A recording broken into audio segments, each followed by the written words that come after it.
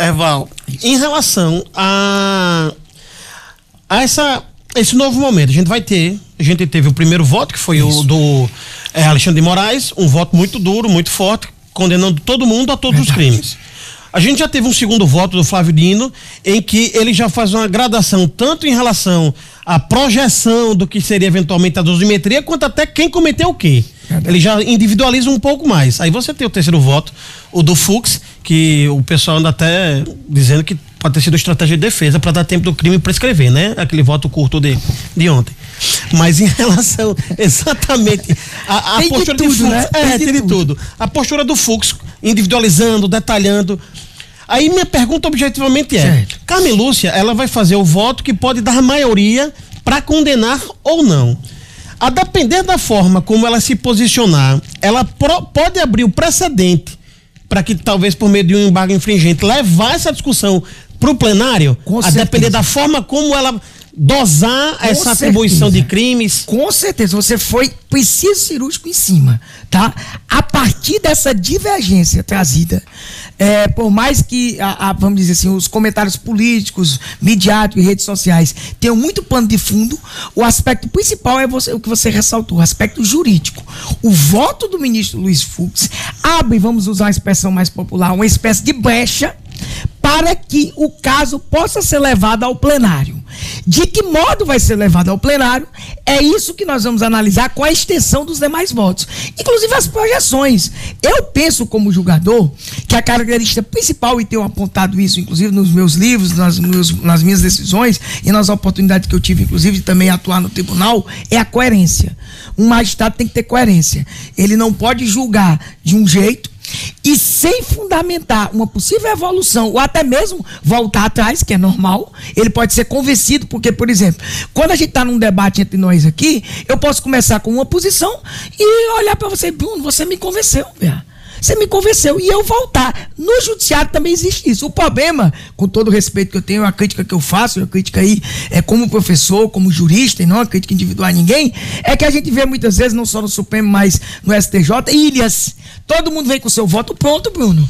Aqui de baixo, me permita dizer, lê, e não debate entre si. Mas esse aspecto que você levantou é o aspecto mais importante do que foi trazido. Os embargos infringentes, inclusive, foi um recurso que saiu do novo CPC, vamos dizer assim, mas persiste no regimento interno, e até pela discussão... O regimento interno do Supremo Tribunal Federal. Até pela discussão processual que está tendo, tá? E que faz parte com relação à competência do plenário e da turma, que você pode até não concordar, com certeza da margem que chega. A defesa já deve estar preparando. Pronto, peraí que eu queria chegar, sabe, para complementar a pergunta, para você poder fazer a pergunta seguinte, eu quero saber o seguinte: a partir e dependendo do que for, de vier em desacordo com os demais votos de Flávio Dino e de Alexandre de Moraes, essa ida para o plenário eventual, ela acontece em questões específicas onde houve a divergência, ou no caso de maneira geral? Vamos lá.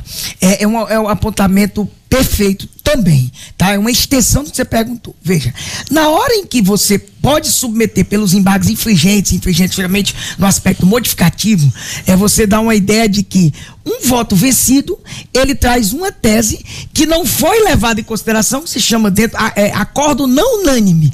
Esse acordo não unânime, tá? O regimento fala em 2, mas há quem diga, inclusive, a expressão do CPC não unânime permitiria o problema que esse recurso saiu do CPC e ele persiste somente lá, eu repito mais uma vez, dentro do regimento interno do Supremo. Ele vai permitir o que a gente chama de efeito devolutivo. O que é o efeito devolutivo? Devolve a apreciação total da matéria. Mas penso eu que pela polêmica do caso, isso é uma projeção minha, uma conjectura minha, se for permitido e se tiver margem, e até mesmo, não sei se você percebeu, você que destacou aí, eu só estou narrando, não estou trazendo juízo de valor. O ministro Dino, ao terminar o seu voto, ele disse: olha, com relação a 3 réus aqui, eu quero pontuar desde já que eu vou divergir do relator quanto à dosimetria, porque eu entendo que não há uma extensa participação, e eu vou trabalhar o que se chama, lá do artigo 29, na medida de sua culpabilidade. Esse aspecto por si só, o próprio Dino, a não ser que ele mude, ele pode mudar, ele já dá ensejo a estar em conformidade com o próprio Fux. E eu vou mais além numa projeção. Isso aqui é o que eu penso na análise coerente, inclusive eu coloquei na inteligência artificial hoje. tá?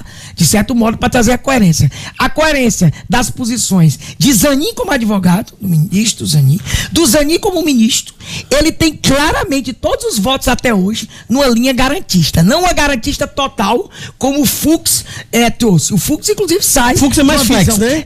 Ele saiu de uma visão, vamos dizer assim, punitivista na época do mensalão, para uma visão garantista. Agora, o ministro Zanin, é bom que se diga de passagem, tá?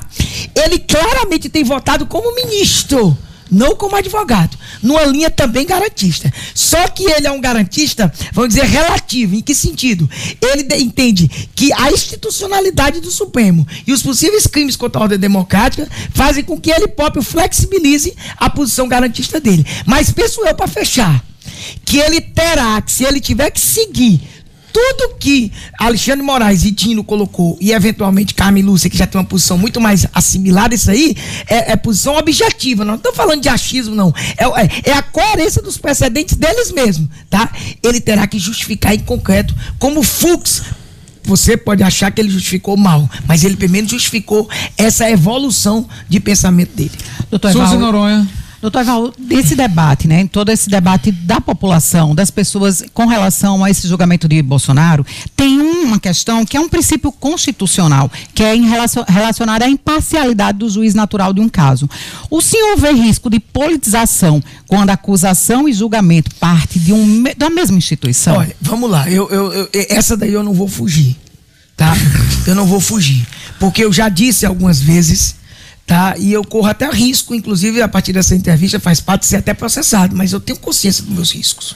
Eu estou aqui consciente da limitação do meu cargo, eu sou um jurista, sou um professor, escrevo sobre isso, e eu tenho dito, inclusive, e tenho até feito um curso maior ainda, já li um livro de um colega fantástico, vou até questioná-lo sobre isso, nosso querido Rosivaldo, você conhece, que tem um livro, Cérebro que Julga, a ideia do estudo das neurociências para a tomada de decisão judicial, de modo objetivo, não há o que discutir. Em concreto, a partir inclusive dessas peculiaridades do caso, da aplicação do regimento, eu não quero falar, mas de modo objetivo, não há como discutir dentro do Estado Constitucional Democrático de Direito, dentro do que eu já escrevi, inclusive diversas vezes, dos meus livros, de tudo que eu produzi, em sala de aula, eu tenho que ser coerente com meus posicionamentos.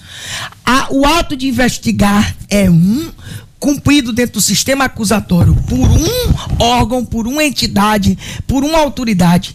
O de acusar é outro e o de julgar é outro. Essas funções não podem se misturar. Até mesmo naqueles países, como por exemplo Portugal, onde nós temos os juízes, vamos dizer assim, julgadores e os juízes instrutores, porque há uma divisão lá, mas o nome é juiz, essa função é separada, tá? Não se pode. Por que não se pode?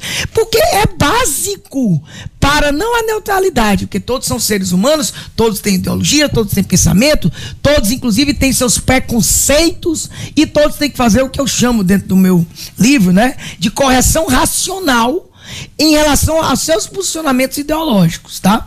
Mas não há como conceber que se misture essas três funções numa pessoa só. Isso fere de morte o sistema acusatório dentro do modelo constitucional de processo penal brasileiro, e isso, para mim, é uma questão básica e que, evidentemente, isso tem que ser sempre debatido, porque não é interessante. Tanto é verdade que eu fecho finalizando a própria Operação Lava Jato. E muitas vezes questionado. O que aconteceu lá foi isso. Houve uma imbricação clara, inclusive fora dos autos, inclusive por mim também à época, eu sou coerente, eu não validei, eu disse, é um absurdo que o juiz venha conversar fora dos autos com o Ministério Público, como também não pode conversar com a defesa.